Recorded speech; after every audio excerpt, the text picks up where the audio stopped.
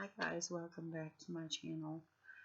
This is Angela and welcome back to part 2 of The Young Indian Girl. I do have some clarifications. I should have read the post that I did before I did this, before I did the first video, because I just reread it and I'm like, oh my gosh, I totally messed up.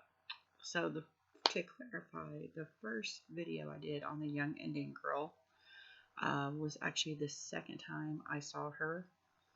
It was not the first meditation. And the flowers I kept talking about was red daffodils. They were actually red daisies. So just to clarify that. So now I'm going to talk about, this is part 2, but it's the first time I meditated about and saw a Young Indian Girl. So it was a few days after my initial first ever meditation.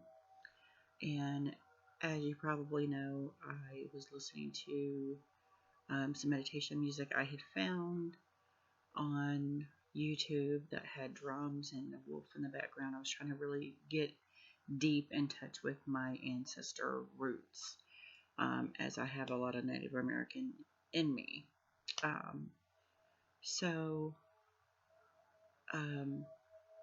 The first time I tried meditating with this music, I actually,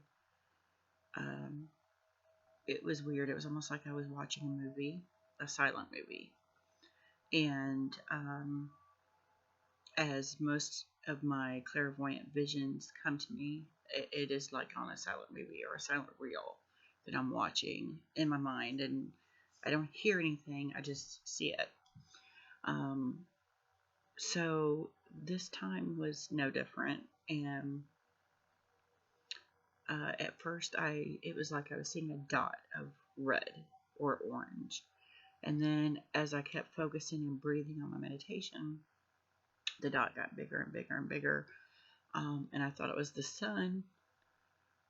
And it was very weird because it was nighttime when I was meditating. And I'm like, how am I seeing the sun? And then I realized, as it was like the picture came into focus, the more I breathed and meditated and concentrated, it was actually a fire, like a regular outdoor fire on the ground.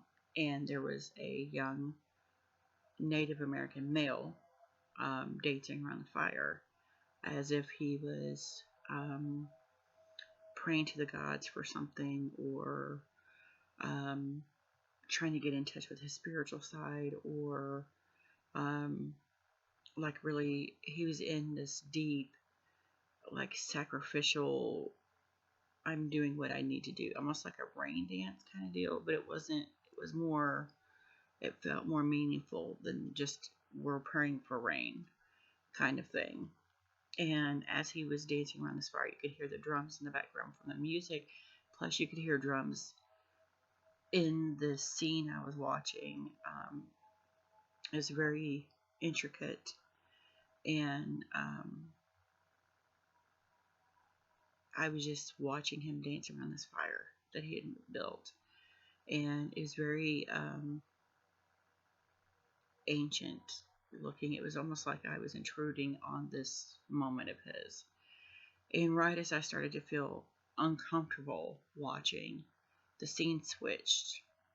And this time it was a young Indian girl. And she was in a teepee with a bunch of young males, probably around their age, 16, 17, 18, somewhere in there. And it was like I had opened the flap on the teepee, and she was sitting directly across and surrounded by all these young males, and they were passing around a peace pipe. She had her hair was in like a French braid almost, and it was down over her shoulder. And they were laughing, having a good time, like maybe you would think it was a typical Friday night back then. Only she looked super sad, like she was laughing on the outside, but you felt the sadness coming off of her. And I was just like, why is she sad? And why is she in that tent with just boys? Like, and so I thought at this point, my imagination is running wild with me.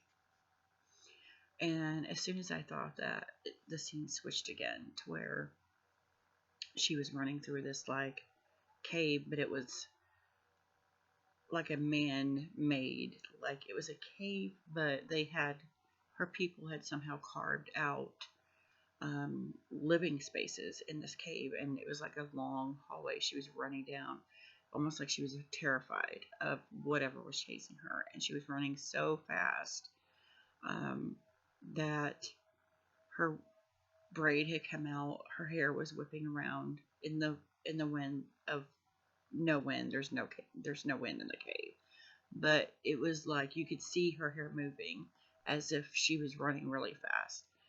And at first I thought, oh my God, there's like a predator after her, something. And um, it was weird because as soon as I thought that, she stopped and started turning her profile like toward like as soon as I saw her full face, um, the image kind of faded and everything was black. So I was like, wow, why am I seeing this? And so after a while, I was still in the meditative state. I was like, okay, what else can I see? Um, and I was breathing and trying to let go of what I had seen. And all of a sudden, those three same images started playing over and over and over, faster and faster and faster. And it was just weird. It was almost like a story that was being told between the three photos or the three images I was seeing. Didn't quite get it. Didn't understand it at all. What was weird about it, though, was the weird part about it is as the meditation, as I was starting to close the meditation, there was a fourth image added. And it was the last image I saw before everything went away and I stopped the meditation. Was those three images were playing on a loop almost like over and over and over, faster and faster and faster. And then they started slowing down. And then right before they finally came to a halt, there was an image of like a black box, like a room was just a black box. And it was almost like some kind of sci-fi movie because it was real small and then it got huge. And I was standing in the center of it and I couldn't figure out why was I standing in the center of this dark square room, darkness. And it kind of hit me after the meditation that I was being shown these images, which I will get to in part 3 of why these images are important, because I did figure it out later, which is wild. But I really understood that I was standing in the black box. It was right when I started learning to meditate, when I started the spiritual journey. And it was almost like my ancestors or these spirits or guides even were showing me that I could communicate with them. But I had not yet. I was still blocked. And that was myself blocking me from being able to communicate with them. And that to me is what the black box represented. I was in the center of this like barrier. And it was really a remarkable experience. It was just like, wow, this is crazy. Like, I didn't understand the images at the time. And it was just the wildest thing I had seen at that point. Now, I was outside. It was nighttime. Well, it was almost nighttime. It was like dusk. You could still see outside. And the funny thing is, when I stopped the meditation, I instantly felt like there was a presence in front of me, standing in front of me. Now I have this like patio table, has the umbrella in the middle, and I saw a quick image of like a full headdress, an older man, um, maybe the young man as he's older, or like an actual ancestor that came down, was like, hey, I'm here. um, I didn't actually physically see him. I knew there was a presence standing there. I saw in my mind a headdress and the wisdom coming off of him. You could feel that he was wise and he was older.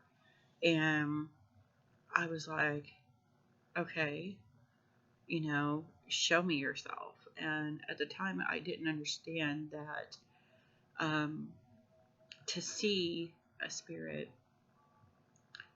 um, with your psychic senses is different than seeing them physically. And I was still trying to see them physically and getting frustrated because I wasn't seeing anything physically with my actual eyes. And I think that was part of the block. And I saw the image in my mind, and then as soon as I said, show me yourself, my umbrella, now it was down. And if you've ever noticed an umbrella on a patio table, when it's folded down, the bottom of it, because it's so much bigger than the top, it kind of like flaps over, and there's like little flaps of it.